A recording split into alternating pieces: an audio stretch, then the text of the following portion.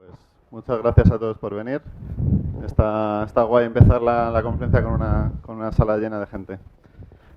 Bueno, vamos a la charla de la que vamos a hablar hoy, Design Principles for Event-Driven Architectures.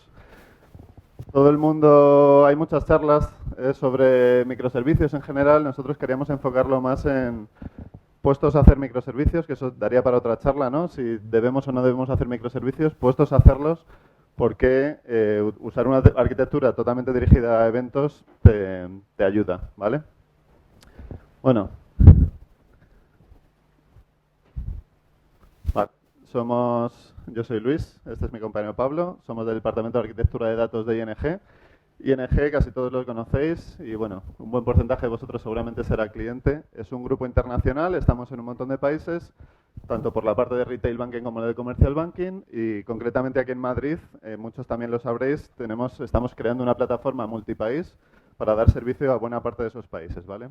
Entonces, bueno, digamos que tenemos mucha complejidad y de eso va la charla que hemos preparado para daros hoy. Empezamos por una introducción. Pablo. Bueno, como podéis ver aquí, esto es un poco de clickbait, es un gancho, ¿vale? Algo que queríamos poner en el abstract para introducir nuestra presentación. El design driven y el diseño de microservicios a veces pues parece como que son cosas distintas, pero van de la mano, ¿vale? Entonces tenemos que durante esta slide durante esta presentación lo que vamos a ver es cómo hemos conseguido, en base a una serie de principios y una serie de lecciones que la verdad es que han costado bastante tiempo y quizá dinero, cómo hemos conseguido aunar y ganar sinergias, ¿vale? Lo que vamos a contar aquí no nació así, fuimos en otro camino, en otro enfoque y hemos acabado de esta forma que vais a ver y tiene mucho valor y yo creo que podéis sacar partido de esto y tener un buen punto de partida, sobre todo que os inspire lo que haréis a partir de ahora. No sé si se me oye con el micrófono. Sí, yo creo que se oye, ¿verdad? ¿Se nos oye a los dos bien? No, yo no me oigo y... Vale, entonces, lo dicho, vamos a ver tecnología, pero esta charla va sobre todo, ¿vale?, de principios básicos. Hola, Alex. Principios básicos y conceptos que vamos a ir detallando, ¿vale? Ahora vamos a ir más o menos uno por uno por cada uno de estos. Primer principio, la taxonomía de eventos. Esto, bueno, al principio quizá en muchas organizaciones no se le da mucha importancia, pero nosotros hemos visto que nosotros sí que se la dimos bastante al principio y ha terminado siendo una pieza fundamental para luego resolver fácilmente todas las discusiones que van surgiendo, ¿vale? Este es nuestro acuerdo, ¿no? Nuestra base, que nos ha llevado también un tiempo a acordar y básicamente la forma fácil de entenderla es tal y como veis en esta tabla, ¿no? Tenemos datos atómicos y datos derivados. Datos atómicos es todo esto que pasa, por resumirlo mucho, en una base de datos y nosotros queremos comunicarlo de alguna forma. Derivados es todo lo que tú extraes de esos datos atómicos y luego tenemos otra clasificación entre formato nativo, o códigos nativos, lenguaje nativo y ya un código más estandarizado o gobernado, ¿vale? En base a eso pues salen tres categorías. No existe la categoría o no debería existir la categoría de nativos derivados porque es un poco, digamos, contradictorio, ¿no? Tú generalmente cuando quieres el dato nativo lo que quieres es tenerlo tal y cual está en el origen. Sí, creo que es importante destacar esa parte, ¿no? O sea, cuando decimos datos nativos nos referimos al dato tal cual se persiste y tal cual se representa en el sistema de almacenamiento que hayamos elegido con la tecnología que hayamos elegido, ¿vale? Lo más próximo, lo más fiel, lo más cercano a eso es lo que queremos decir con formato nativo. Y el formato estandarizado, como decía Luis, es esa representación que nos va a permitir un entendimiento común o por lo menos estructural de toda esa información. Entonces, esta clasificación de la información la tienes que tener en cuenta en todas partes, ¿vale? Para empezar, en tus modelos de datos, ahora veremos en tu taxonomía de eventos, pero lo vas a tener que tener en cuenta igual cuando hagas cargas de data lake o cualquier mecanismo parecido, ¿vale? Entonces, en base a esa taxonomía o esa clasificación, nosotros definimos estos 4 tipos de eventos básicos. Los 3 primeros, los que son, digamos, meaning driven, son totalmente extraídos, ¿no?, de la taxonomía de información que tenemos, y luego tenemos la otra categoría de eventos técnicos que ahora explicaremos, que vienen a ser una especie de comandos, ¿vale? Que unos building blocks solicitan cosas de otros building blocks o microservicios. Sí, es la forma más explícita, ¿no?, de comunicación posible, donde te pido algo de forma asíncrona, a través de un mensaje. Eso es lo que sería un evento técnico. Quizá choque un poco cómo está pintada la slide, pero bueno, lo que ha hecho Luis. Los tres primeros son inmediatos respecto de la matriz, el segundo es bastante fácil de entender en cuanto tengáis en mente que lo tenéis seguro, el concepto de quiero enviar un comando y quiero ser asíncrono. Para que quede un poco más claro, en nuestra, digamos, visión, simplificando mucho obviamente, pero un microservicio sería una cosa así, ¿no? Sería algo que ofrece una API síncrona REST al exterior y luego tiene una serie de topics, ¿no? Dentro de un bus de eventos, en nuestro caso es Kafka, pero el que uséis. Uno de ellos es de entrada, por así decir, ¿vale? Que es los servicios que mi building block ofrece al resto, para estos comandos que yo ofrezco al resto, y dos de salida, que serían la parte de domain o de business en función de la taxonomía que hemos visto antes, ¿vale? Luego hay un el cuarto topic, digamos, no sale de los bordes o de las fronteras del building block, ¿vale? Ahora vemos cómo se entiende ese mecanismo. Sí, fijaros que tenemos un poco al hilo del proyecto este que tenemos en Madrid, que respecto de la plataforma global de ING, fijaros que tenemos dos componentes ahí, que son los componentes que nos permiten extraer la capa de almacenamiento y también el conector con base de datos, ¿vale? Esto es una sobresimplificación de lo que estamos haciendo, porque al final el tema, pues hay topics, hay buses, hay diferentes bases de datos. Es una simple manera de representar cuáles serían las tripas desde el punto de vista más lógico y para facilitar el entendimiento de lo que vamos a ver hoy. Eso, dicho de otro modo, que para lo que vamos a hablar un poco en el resto de slides, visto desde fuera, pues al final un building block se reduce a esto, ¿no? A una API y tres topics con lo que tienes que permitir al resto de la plataforma interactuar contigo y tú interactuar con el resto de la plataforma. Vale. Siguiente concepto. También, una vez que empiezas a hacer Domain Driven Design o cualquier otra metodología para descubrir estos dominios de los que estamos hablando, de tus microservicios, necesitas tener este tipo de cosas en cuenta, ¿no? Tiene que haber un lenguaje estándar. Cada uno de esos dominios va a tener un lenguaje propio, y está bien que lo tenga, muy orientado a sus necesidades y sus requisitos, pero luego necesitas de alguna forma que entre ellos hablen un lenguaje común. No Sí. solo a nivel de, digamos, de palabras, sino también, sobre todo, muy importante a nivel de definiciones. O sea, volvemos al clickbait, a la frase inicial de la segunda slide. Queremos hacer DDD, queremos hacer microservicios, necesitamos crear esos contextos donde todo el mundo habla el mismo idioma, ¿vale? Desde las personas que son especialistas en ese contexto, los que son arquitectos, y luego cómo se entienden con la gente que realmente lo lleva a tierra, lo desarrolla, un product owner. Hay un lenguaje común ahí por dominio donde tienen ellos mismos, entre comillas, pactar cómo van a referirse unos a otros, y luego queremos tener un lenguaje común porque si queremos que nuestra plataforma tiene que crecer y ampliarse e incluso llegar a utilizar componentes que no hemos desarrollado nosotros y se están desarrollando en otros países, tenemos que tener ese lenguaje que, bueno, no es magia, pero que sí que nos ponga de acuerdo en que llamamos a las mismas cosas por el mismo nombre. Vale, y notad también que cuando hablamos de lenguaje común tiene que aplicar también a las APIs, ¿vale? En base también a esta parte, ¿no?, de tener lenguajes diferentes, no te tienes que olvidar de que tú lo que quieres es eso, en el fondo, que todos se puedan entender entre ellos. Eso, por ejemplo, en Kafka se soluciona relativamente fácil y relativamente automáticamente con el esquema registry, que es lo que te permite, pues lo que hemos estado hablando, ¿no?, que dentro de un contexto se puedan comunicar con los otros, más o menos con estos contratos, ¿no?, de interfaz a base de esquemas en tus eventos. Sí, el esquema registry lo que te permite, bueno, es importante, muy importante para efectivamente tener ese mapeo de qué información tengo en cada uno de los eventos, pero también es muy importante a la hora de la retrocompatibilidad. No todos los componentes de la plataforma deben ser evolucionados a la vez, obligatoriamente, ¿no? Tienes que poder ser capaz de mantener compatibilidad hacia atrás. Entonces, con el esquema registry lo que vamos a tener también es ese mecanismo que te permita distinguir, oye, para este tipo de evento, ¿vale?, con este nombre, yo sé manejar la versión 1.3 y a lo mejor el otro componente la versión 1.4. Entonces, cada vez que queremos una versión nueva, si queremos que todo siga funcionando y debería ser así, debemos ser retrocompatibles. También es importante ese punto. Siguiente concepto importante, los datos de referencia, lista de valores gobernadas y tal. Usando la misma filosofía, no puedes permitir que cada building block o cada dominio dentro de tu negocio utilice unos códigos diferentes, unos tipos de gender diferentes, unos tipos de actividad laboral diferentes. Entonces, todo tiene que estar más o menos centralizado y gobernado. Luego ya, dependiendo de tu caso de uso, tendrás que propagar esos datos a algunos building blocks, a otros no, pero en cualquier caso todo tiene que propagarse también de la misma manera al data lake que cada organización tenga, porque luego la información que cada building block vuelque en el data lake tiene que ser comprensible en ese mecanismo, digamos. Somos un banco, pero realmente aplica a todo el mundo. O sea, todo el mundo quiere tener un reporte, todo el mundo quiere saber qué hace su empresa y todo el mundo quiere saber que sus componentes le otorgan el mismo entendimiento a los mismos valores. Entonces, y nuevamente, para este concepto, hacer esto de forma asíncrona y desacoplada te ayuda totalmente, ¿vale?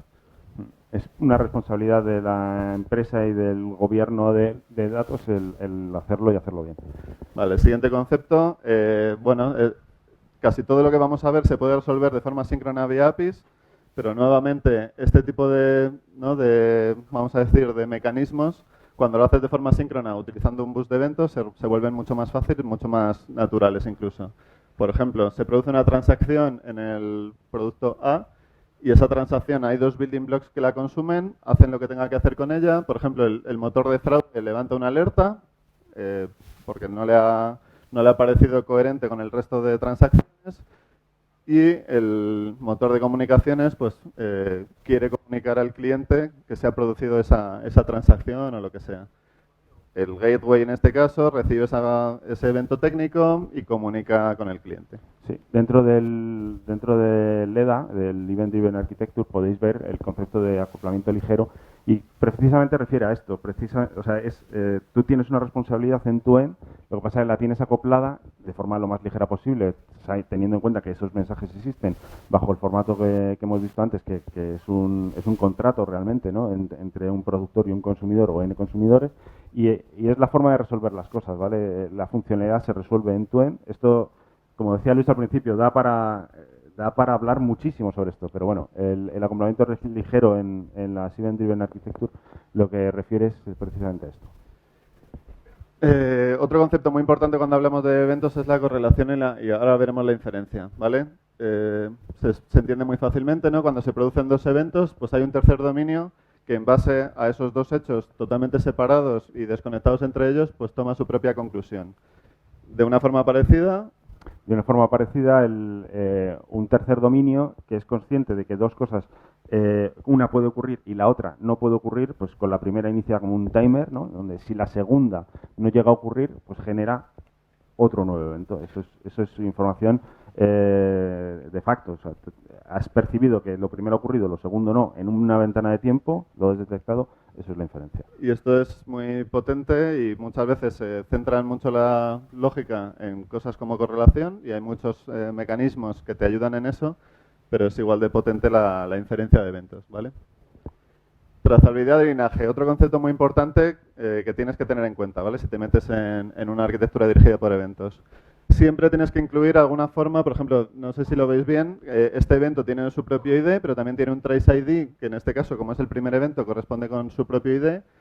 Si ese dominio, a su vez, en base a lo anterior, genera un nuevo evento, es importante que mantenga ese trace ID para que tú puedas en cualquier momento observar de dónde viene esta información. Incluso cuando se bifurca, cada uno de ellos tiene que seguir respetando eso. Pero una cosa importante aquí es que si, por ejemplo, hubiera un cuarto dominio o un dominio diferente que hiciera correlación, en este caso, lo que haría es generaría, digamos, un nuevo thread de eventos, ¿vale? Haría un propio trace ID distinto que es su propio ID. Digamos que el evento ese que comenta Luis, ya sea por inferencia o por correlación, ya nace ahí, ya nace bajo esa responsabilidad, bajo esa definición funcional. Entonces, tiene sentido cortar la cadena en ese punto y no seguir propagando porque al final no terminarías nunca. Y en cualquier caso, las ruedecitas azules de lógica es lo que llamamos el linaje, ¿no? Tenemos no solo que ver o detectar de dónde ha venido esto, sino qué transformaciones hemos hecho en los datos que tenemos, qué información hemos añadido, qué información hemos quitado en cada uno de esos pasos, ¿vale? No solo mantener la cadena, sino entender la cadena. Otro pequeño mundo en sí mismo, ¿verdad? Este tema, el mapeo con las herramientas y la propia gestión de cómo mapea un campo con lo que le pasó a nivel de System of Record en el dominio inicial, en el Bounded Context inicial, y el cómo se transforma a lo largo del tiempo, ¿no? En el flujo de datos. Ahora, esto ya puede que sea un poco más controvertido. Enriquecimiento de eventos. Vamos a ilustrar primero en qué consiste el enriquecimiento, lo que en algunos sitios se llama enriquecimiento. Básicamente tenemos un evento, en este caso tiene un nombre y apellidos, y hay un dominio que además sabe que esa persona, en este caso Peter Parker, es fotógrafo. ¿Qué sucede? Que hay otro dominio que sabe que Peter Parker es Spider-Man. Esto es más o menos lo que se suele conocer como enriquecimiento, ¿no? Cada uno va añadiendo a ese evento más información que para él es relevante. Claro, la información de cada uno es relevante según el dominio en el que estés. Claro, esta es la primera trampa monumental que os podéis encontrar con el diseño dirigido por eventos, ¿vale? Dices, joder, yo necesito crear contextos, los contextos tienen que ser autocontenidos, el evento no deja de ser una especie de contexto, debería ser autocontenido, el mismo evento lo puedo consumir por 50 sitios distintos, luego voy a ir añadiendo información según me vaya apareciendo para que al final ese evento que pueden consumir 50 consumidores pues tenga toda la información que el consumidor necesita y ese consumidor no sepa nada del resto de la arquitectura. Esa es la primera trampa de campeonato que os podéis encontrar aquí o por lo menos bajo nuestra experiencia. Claro, ¿vale? la trampa viene cuando hay otro dominio que necesita consumir esa información y realmente no sabe de dónde tirar, ¿vale? Se encuentra con la misma información, pizca más o menos 80% igual, pero con distinto contenido. Y estás generando un problema y esto al final produce eventos cíclicos, ¿no? Un dominio genera algo que el otro tiene que volver a republicar añadiendo más información y no te lleva a ningún sitio. Hay un problema aquí con el interbloqueo, ya os podéis imaginar, ¿no? Hay una relación de dependencia mutua en que algunos de los atributos que se añaden en alguna fase de toda la cadena se necesita para añadir otro, o sea, forma parte del cálculo de un tercer atributo que se va añadiendo en el evento con el paso del tiempo. Y esto genera un debate y una controversia interna a nivel de la organización alucinante, porque, claro, la definición de autocontenido, como ha dicho Luis, cada dominio, cada uso tiene el suyo. Entonces, vas a intentar poner peras con manzanas en la misma cesta y explosión seguro. Siguiente concepto interesante, y es uno de los más atractivos, ¿no? Cuando hablamos de arquitecturas asíncronas dirigidas por eventos, la orquestación. Lo mismo. Un ejemplo sencillo, ¿no? Que un dominio quiere generar un extracto mensual, le pide al resto de dominios que le devuelvan su información porque él se va a encargar de compilar toda la información en un mismo documento, en una misma exportación o lo que sea. Cada uno de estos dominios devuelve su información y es el orquestador el que se encarga de agregar todo eso y pasárselo en este caso ya, digamos, masticado y formateado a una pieza aparte que es especializada en generar esto en este caso. Sí, otro ejemplo, por ejemplo, que tenemos ahora mismo muy fresco es el tema de la GDPR. Como podéis, creo que lo sabéis, la GDPR obliga a 8 derechos individuales que en una arquitectura de este tipo, ¿no? Una arquitectura monolítica, pues se resuelven casi del tirón, ¿vale? Aquí no, y cada componente tiene su parte de responsabilidad respecto de lo que tiene que hacer para cada uno de esos derechos. Entonces, necesitas envolver eso de alguna manera donde a nivel de traza, a nivel de auditoría e incluso a nivel de proceso tengas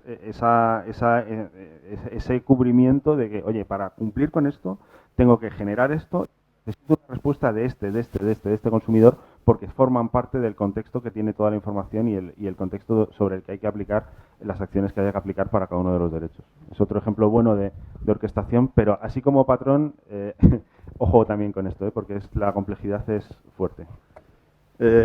Junto con la orquestación muchas veces lo que intentamos hacer es coreografía, ¿vale? Con otros, y este es parecido al ejemplo que hemos visto antes. En base a un evento que se produce, hay lógica de negocio de distintos dominios que se puede seguir ejecutando, pero nadie tiene por qué ser consciente, digamos, de lo que está pasando. No hace falta un orquestador, ni siquiera en este caso, ni siquiera el producto A es realmente consciente de que él está iniciando nada. Él simplemente está haciendo lo que sabe hacer, genera un evento en base a algo relevante para su dominio y el resto está sucediendo.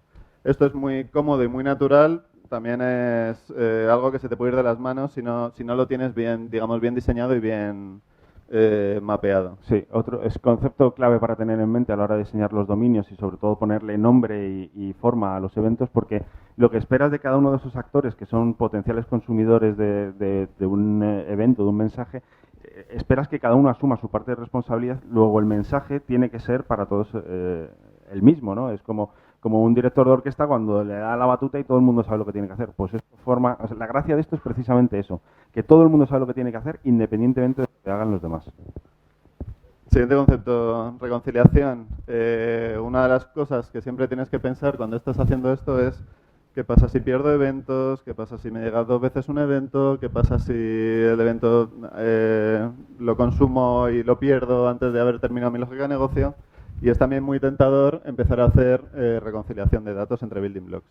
Esa parte de la reconciliación de datos es, bueno, esta es la otra trampa monumental que hay en esto.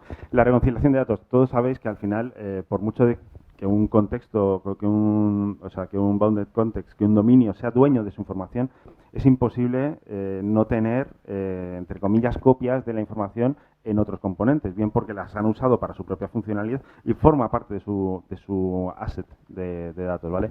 El intentar reconciliar datos de forma explícita, como está pintado ahí en esas flechas, es eso mismo, es muerte, ¿vale? Porque esto es una sobresimplificación, insisto, no podríamos explicarlo de otra forma, pero cuando llega el camino del tiempo real, el camino donde el propio dominio actualiza y forma parte de lo que, ¿no?, de lo que cambia sus datos, ¿quién mejor que su propio dominio?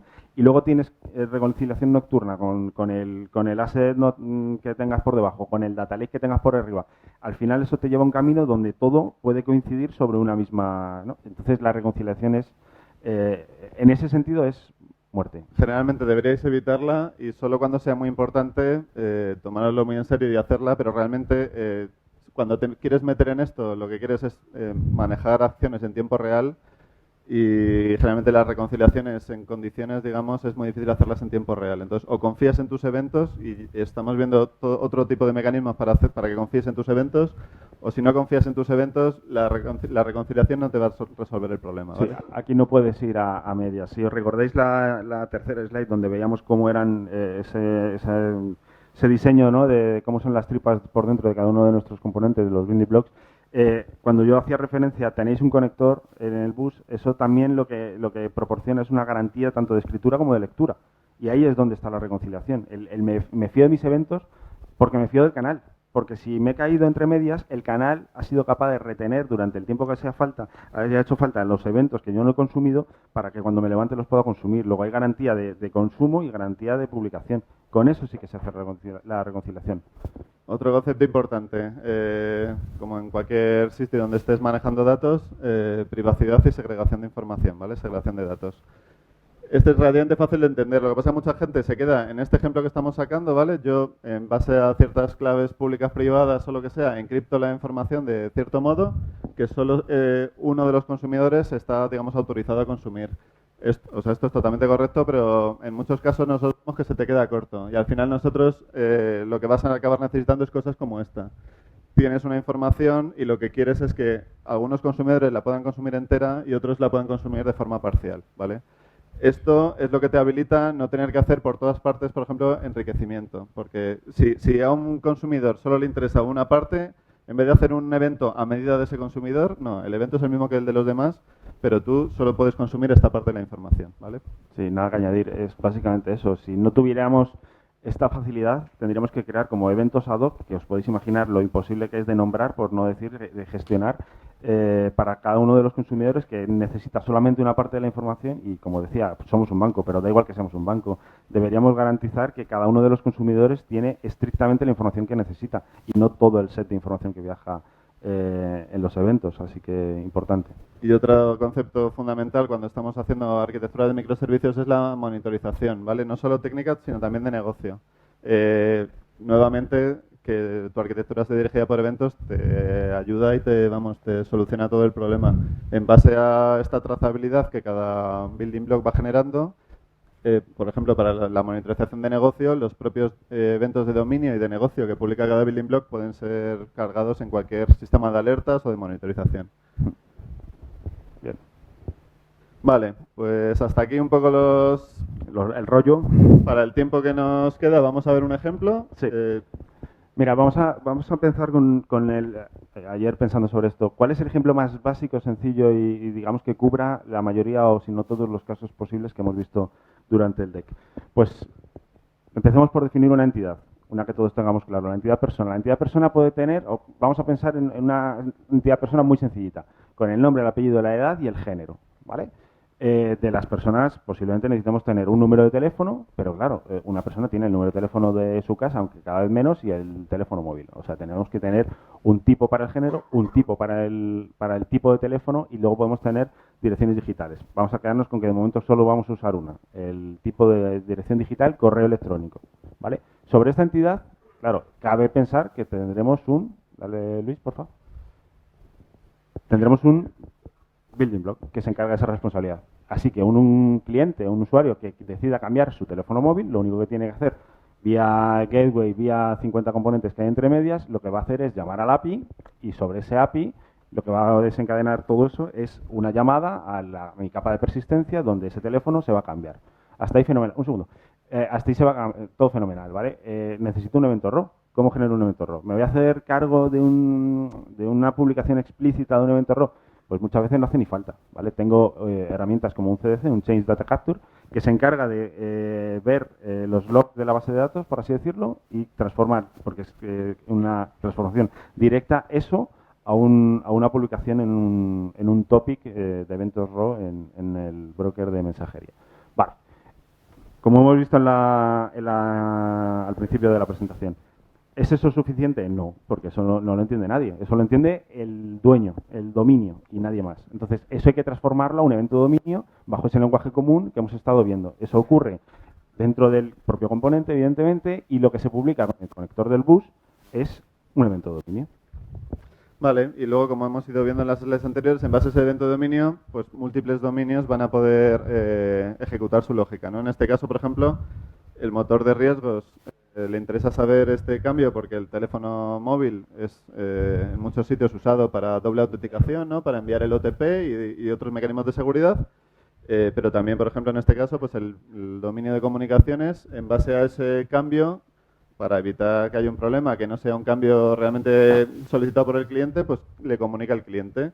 Entonces el dominio de comunicaciones genera un evento técnico que a su vez registra el histórico de contactos, que a su vez escucha el gateway para enviar el mail. Pero no se acaba aquí. El mismo gateway nos tiene que enviar lo que llamamos tracking event, un evento técnico, para que actualicemos el estado del contacto como en este caso, el correo electrónico enviado al cliente. Sí, o sea, esto, lo que está contando Luis, ¿vale? Por robustecer el diseño extremo a extremo y con ese acoplamiento ligero de la arquitectura, lo que necesitas es, vale, yo publico un evento oye, quiero contactar a esta persona, evidentemente no puedes quedarte, eso no puede quedarse ahí, porque si por alguna razón contactaras a la persona, pero tú no has registrado previamente el contacto, puedes tener un problema porque abres la puerta, que hay un tío coja el teléfono y te diga, oye, que me dijiste ayer, y tú no sabes, tú no tienes estructuralmente un diseño que garantice lo que le has dicho y lo que no le has dicho a ese cliente. Luego necesitas poner en medio el registro del contacto. El registro del contacto tiene, aparte de lo que pueda decir el cliente, tiene una respuesta que consiste en la integración con el canal, ¿vale? Que es lo que se ocurre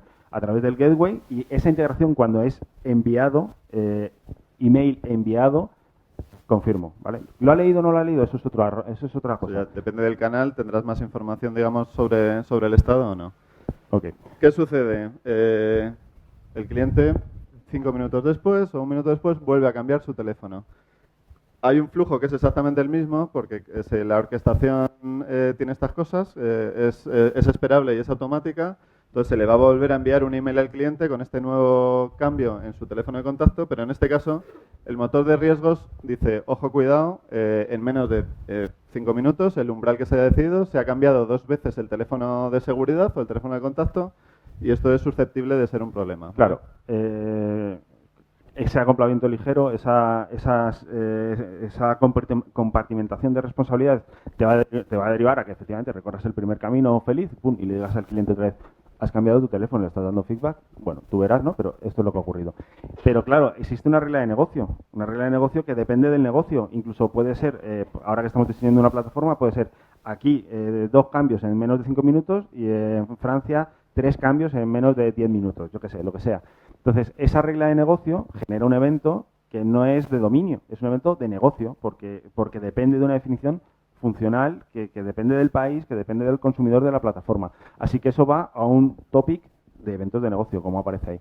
Y este evento de negocio, pues en este caso, por completar el ejemplo, pues el engine de autorización de operaciones pues puede en ese momento dejar de permitir al cliente que utilice sus OTPs hasta que valide de alguna forma que ha sido él personalmente el que por error ha tenido que hacer un segundo cambio en el teléfono.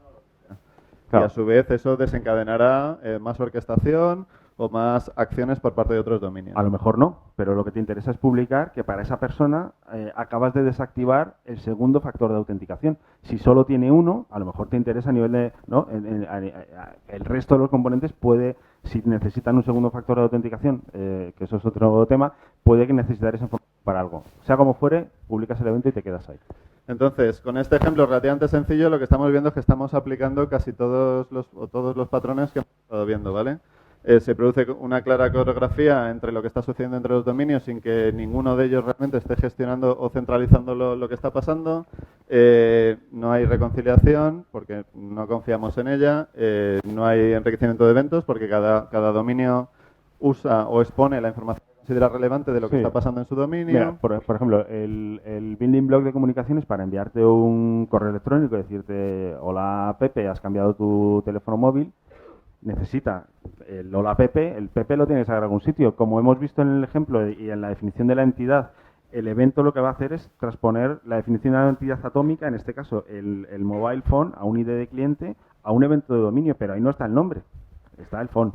¿Vale? Está el phone type y el phone, no está el nombre. Entonces necesitas desde el building block de comunicaciones hacer un get, necesitas traerte esa información de quién es el cliente, cómo se llama y cuál es el correo electrónico para poder, dentro de tu building block de comunicaciones, enviarle efectivamente el correo. La reconciliación no hace falta, por lo que he explicado antes. El mecanismo de publicación y de consumo ya es sólido en ese sentido, confías en él. Si no has consumido algo, lo vas a poder consumir porque sigue ahí. Y si no has publicado algo, tienes un componente que te dice: esto no se ha publicado, tendrías que reintentar. Vale.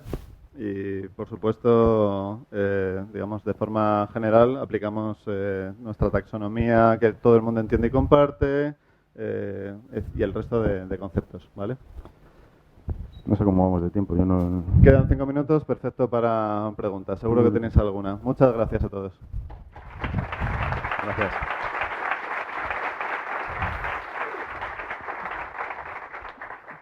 Creo que tenemos un micro para preguntas. ¿Alguna pregunta? Allí a la derecha.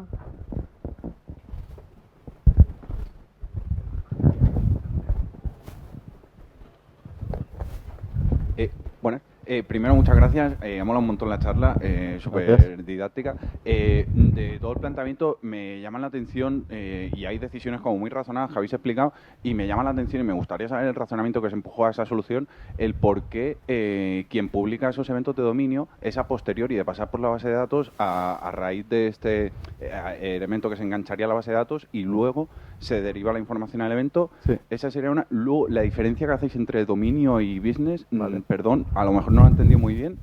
Y un poco eso. Luego, si queréis, ya hablamos. Pues son dos muy buenas preguntas. La primera, muy rápidamente, de entrada pensamos igual que tú, ¿no? Es como, bueno, si ese building block, incluso en paralelo, a la vez que está escribiendo en base de datos, en paralelo podría escribir él directamente el evento de dominio. ¿Qué sucede? Necesitamos de todas formas el evento row porque tenemos otros mecanismos para, por ejemplo, alimentar en tiempo real el data lake o hacer reconciliación de otro tipo de información dentro del dominio del building block. Sí, o sea, digamos que no nos ahorraríamos publicar el evento row. Y luego lo que quieres es tener una trazabilidad completa de que realmente los eventos de dominio se producen siempre después de que la escritura en base de datos sea realizada. Sí, y la forma de hacerlo como más elegante que vimos era así. Pero en cualquier caso es una alternativa, ¿eh? O sea, eso ya es la implementación técnica que hagas para resolver ese problema. Claro, nosotros elegimos precisamente ese camino porque queríamos dar un patrón común a esa implementación y no todas las bases de datos son ACID. O sea, no puedes contar con que una cosa que mandas a escribir realmente se escriba. ¿Vale? Entonces, lo que es inasumible del todo es haber publicado, por ejemplo, un cambio me ha cambiado el teléfono y luego vas a mirar la base de datos, la que sea, pues si es una base de datos transaccional que garantiza esa escritura, ¿no? Pues vale, pero si no está ese cambio, imagínate el lío en el que te llevaría a no confiar en tus eventos y tener problemas de, entre comillas, reconciliación que no son asumibles. Y esto obviamente es solo un ejemplo. Si en tu base de datos no puedes usar nada, digamos, similar a Chain Data Capture o no te fías de lo que puedas hacer en ese caso, pues obviamente no te queda otra que, por un lado, escribo, puede que tenga que generar el row de otra manera y puede que tenga que generar el domain de otra manera. Pero, digamos, en implementación aparte, el patrón debería ser un poco así. En nuestra arquitectura, el middleware se ejecuta en un sitio, las bases de datos están cada una en su propio CPD, en cada una dentro de una nube privada de nuestra empresa. La única forma de hacer esto con seguridad es esa. Sobre la segunda pregunta, es muy complejo, ¿eh? Y en muchos casos, incluso dentro de la organización, hay gente que ve los eventos de domain y los eventos de business como la misma cosa y no, digamos, no siempre tiene sentido hacer la diferenciación. Porque muchas veces para el resto de los building blocks tú vas a consumir uno u otro y es indistinto. Lo que pasa es que para nosotros sí que hay un matiz importante, puede que también sea sesgo nuestro, porque como también estamos haciendo una plataforma para varios países, nos interesa distinguir, y lo primero de todo, estandarizar lo que ha pasado en el país, para que el resto de la plataforma pueda reaccionar a eso, y luego ya que cada uno aplique las reglas de negocio que quiera. O sea, puede que sea un caso particular nuestro, pero corresponde un poco a la taxonomía de información que veíamos al principio. Para nosotros tiene sentido esas tres categorías de información. Es muy útil. Aparte de que luego las explotes mejor o peor o tengas tus preferencias. Es muy útil, no hace daño y sobre todo si tu negocio como negocio tiene una definición única, pues lo mismo puedes prescindir del tema business. Pero si lo que pretendes es crear plataforma y nosotros que viajamos un poco, pues vas a cada país y cada país tiene una definición funcional de esto y no sabes lo siguiente que te va a venir, no sabes, en Asia no sabes lo que te van a decir, pero ni siquiera conoces la regulación. Entonces, o pones ahí una línea dura entre qué forma parte de tu definición estructural de proceso de entidad, de cambio, ¿no? Y de a partir de ahí generas encima de eso qué quiere el negocio hacer con esto, o pones esa división o estás muerto, porque si lo haces todo igual no te valen en todas partes. Los nombres, digamos, no son importantes. Podríamos llamarlo categoría A, categoría B. Lo que sí que es importante es que en los eventos de dominio no puede haber lógica de negocio. Es un hecho totalmente objetivo que ha sucedido dentro del dominio. Este cliente ha cambiado su teléfono o esta cuenta ha recibido un ingreso. Es un hecho totalmente objetivo y agnóstico de cualquier lógica de negocio. Y por eso también lo queremos distinguir. Porque los eventos de business al final es una especie de, en algunos casos es una lógica de negocio que estás aplicando con ciertas reglas y ciertos thresholds, ¿no? Ciertos umbrales, como lo que decíamos de cuándo generamos una alerta. A partir del segundo cambio en menos de 5 minutos, a partir del quinto cambio en 1 hora, a partir de 3 cambios en un mes, y al final es una, digamos, regla de negocio que puede estar equivocada. Porque obviamente no tiene por qué ser, tú tienes que poner la frontera en algún sitio en tus reglas, pero te puede que estar equivocando y que el cliente realmente esté queriendo cambiar eso voluntariamente. La cuestión es que el takeaway os lo llevéis y os quedéis con que hemos pasado por esto. Inicialmente no fue así. No sé quién estaba antes. Pues por aquí entonces.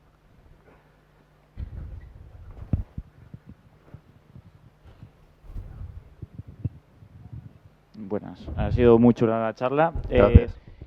Solo veo que me ha faltado un poco las conclusiones de qué pros y contras habéis visto.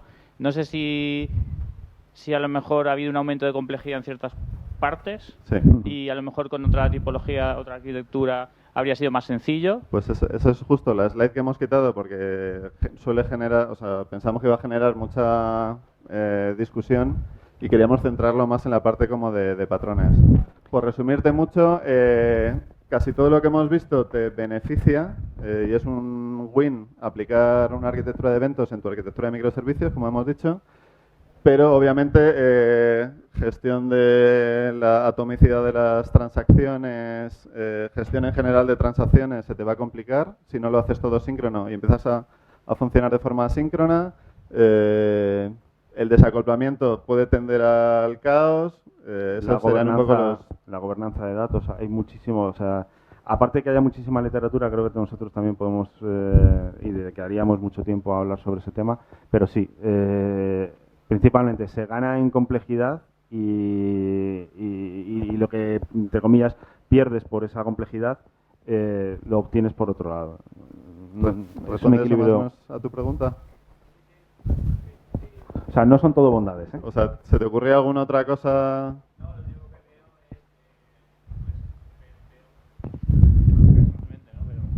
Yo lo que veo es que se te puede ir de las manos muy fácilmente si no lo mantiene sencillo, ¿no? Que es un poco lo que se supone que los sistemas deben ser, ¿no? Lo más simples posibles. Sí.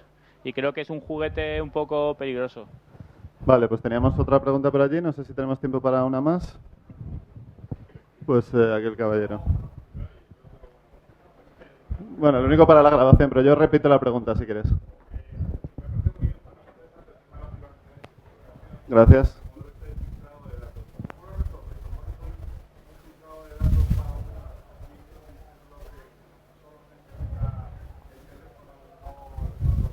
Sí, al final lo que haces es, en base a tu rating, ¿no?, de confidencialidad, tú tienes tu CIA rating, te dirá si esa información es C1, C3, C4. Pues puedes agrupar la información del evento en esos bloques y encriptar la parte C1 de una forma, la parte C2 de otra, la parte C3 de otra, C4 de otra. Eso es, y el dominio, imagínate, el dominio de riesgos tiene que siempre acceder a todo, pero el dominio de comunicaciones solo a la información que sea C2. O sea, tienes un cifrado Hay en el varios transporte, mecanismos. Tienes un cifrado en el transporte, un certificado a nivel de consumidor, ¿no? Para que no todo el mundo consuma lo que le apetezca.